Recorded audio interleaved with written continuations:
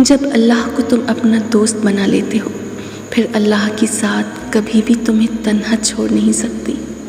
جب یقین کا راستہ اللہ تعالیٰ سے جڑ جاتا ہے تو اپنے بندوں کو وہ کبھی مایوس نہیں کرتا۔ وہ اس چیز کو تمہارے لیے وسیلہ بنا دے گا جو تمہارے لیے مایوسی کا سبب بنی ہوئی ہے۔ اللہ نے اگر دل دعاؤں کی جانب موڑا ہے تو کچھ تو ہے جو اس نے بدلنے کا سوچا ہے، اور دعائیں تو ایسے معجزے تک تمہیں لے کر آئیں گی جو چیزیں تمہارے بس سے باہر ہو گئی ہیں وہ تمہیں حاصل ہو جائیں گی۔ تم تعلق تو رکھو اس سے، وہ تو الجبار ہے، ٹوٹے دلوں کو جوڑ دیتا ہے۔ جب تم بند دروازوں پر راضی ہونا سیکھ لیتے ہو تب اللہ تمہارے لیے معجزوں کے دروازے کھولتا ہے۔